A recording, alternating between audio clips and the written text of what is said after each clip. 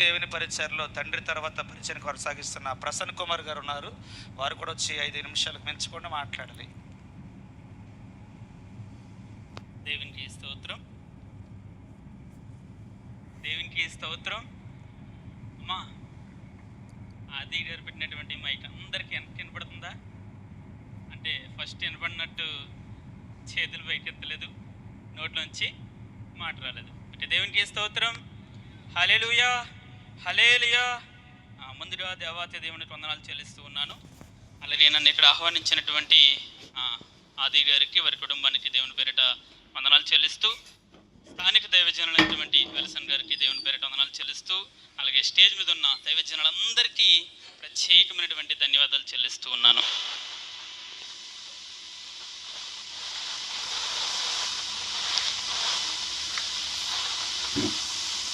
మీ వంక చూస్తుంటే నాకు ఒకటి వినపడుతుందండి, చెప్పమంటారా? అమ్మా, వీళ్ళందరికీ వందనాలు చెప్పారు కానీ మాకు చెప్పలేదు. మేము వెనక్కి వెళ్ళిపోస్తాం, మీరు వెళ్ళిపోతే మేము కూడా వచ్చేయాలి. ముఖ్యంగా మీకే దేవునికి ఏంటమ్మి, మీకే వందనాలు, మీకే వందనాలు, మీకే వందనాలు. ఎందుకంటే సమయం చాలా హెచ్చించబడింది. ఈ సమయంలో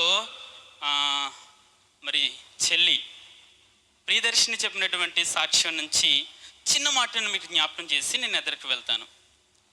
చెల్లి అంటూ ఉంది, జరిగినటువంటి వారపు కోడికలలో, ఉపవాసపు ప్రార్థన దినాలలో ప్రతి వారము కూడా ఒక్కొక్క మేలు జరుగుతూనే వచ్చి ఉన్నది. ఇందును బట్టి అందరూ కూడా ఒకసారి చప్పట్లు పెడదాం, దేవుని నామాన్ని హెచ్చిద్దాం ఒకసారి.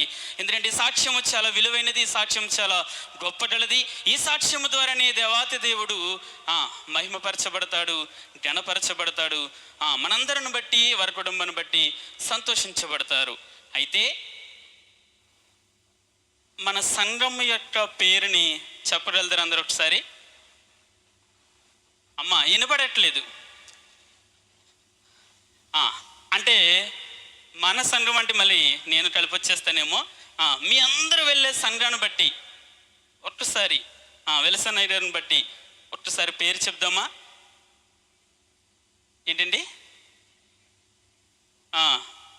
జీవము గల దేవుని సంఘము. దేవునికి స్తోత్రం. హల్లెలూయా, హల్లెలూయా. జీవము గల దేవుని సంఘంలో ఉన్నటువంటి ఆది గారి కుటుంబం కావచ్చు, పరిశుద్ధులుగా ఉన్నటువంటి మీ అందరిని బట్టి దేవాతి దేవుడి రాత్రి ఎలా మాట్లాడుతూ ఉన్నాడు. మీ మధ్యన అంట ఒక ఆయన నిలబడి ఉన్నాడు. ఎవరండి? మీ అందరి మధ్యన ఒక ఆయన నిలబడి ఉన్నాడు. ఆయనే ఎవరు అని తెలుసుకుంటే కనుక మనందరం ఇందట చాలా చక్కగా సంఘము పేరు చెప్పుకున్నాం కదండి. ఏం పేరండి?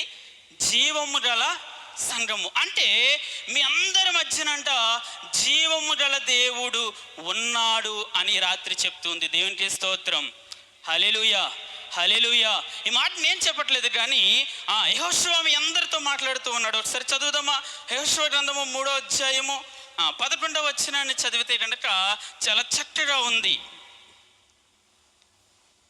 జీవం ప్రమాదము పొంచి ఉంది. అయితే యెహోషువ ఎలాగైనా మాట్లాడుతూ ఉన్నాడు, మీ మధ్య జీవము గల దేవుడు ఉన్నాడు. దేవునికి స్తోత్రం. హల్లెలూయా. ఆ జీవము గల దేవుడు ఉంటే చెప్పండి ఒకసారి, మన మధ్య, మన కుటుంబంలో, మన నివాసంలో జీవము గల దేవుడు ఉంటే, ఇందాక చెల్లంది కదండి, ఏమని? ప్రతి వారము ఒక్కొక్క మేలు.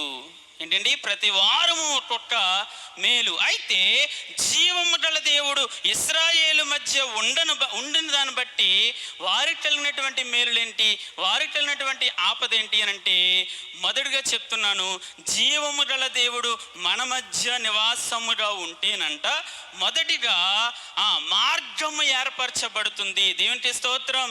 హల్లెలూయా, హల్లెలూయా. జీవము గల దేవుడు మన మధ్య ఉంటే చెప్పాలందరూ కూడా ఏమి ఏర్పరచబడుతుందంటే అండి, మార్గము ఏర్పరచబడుతుంది. రెండో విషయానికి వస్తూ ఉన్నాను. జీవము గల దేవుడు మధ్య ఉంటే, జీవము గల దేవుడు మన మధ్య ఉంటే రెండవదిగా ఏం జరుగుతుంది అని అంటే, సమాధానం వస్తుంది. దేవునికి స్తోత్రం. హల్లెలూయా. వెంట్రుకలు ఉన్నవారు కూడా హల్లెలూయా. రెండవది ఏం కలుగుతుందంటే అండి, జీవము గల దేవుడు మన మధ్య ఉంటే, మన కుటుంబంలో ఉంటే, మనతో నివాసము చేస్తే రెండవది ఏం కలుగుతుందంటే అండి, సమాధానం అనేది కలుగుతుంది. మూడవ విషయంగా వచ్చేసరికి జీవము గల దేవుడు మన మధ్య ఉంటే గనక గమ్యం అనేది చేర్చబడతాము. దేవునికి స్తోత్రం. హల్లెలూయా, హల్లెలూయా.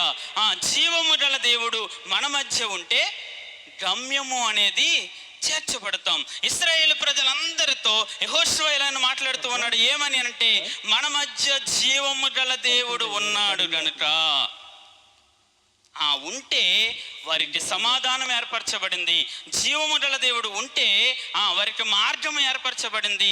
జీవము గల దేవుడు ఉంటే వారు గమ్యం అనేది చేర్చబడ్డారు. ఈనాడు నువ్వు కూడా గమ్యము చేర్చబడుతూ ఉన్నావంటే నీ మధ్య ఎవరున్నారు అనంటే జీవము గల దేవుడు నీ మధ్య ఉన్నాడు. అందుకే అంటుంది కదండి వాక్యం, కీర్తనకారుడు దావీదు మాట్లాడుతూ ఉన్నాడు. 114:3 చదివితే, సముద్రము భూమి పారిపోయెను, యోర్దాను వెనకకు వెళ్ళెను. దేవునికి స్తోత్రం. హల్లెలూయా. యోర్దాను ఎక్కడికి వెళ్ళిందంటే అండి, వెనకకు వెళ్ళింది. ఎందుకు అనంటే యోర్దాను అనే శ్రమ, యోర్దాను అనేది ఆపది, యోర్దాను అనేది ప్రమాదము ఎవరిని చూసి వెనక్కి వెళ్ళింది అనంటే జీవము గల దేవుడిని చూసి వెనక్కి వెళ్ళింది. దేవునికి స్తోత్రం. హల్లెలూయా.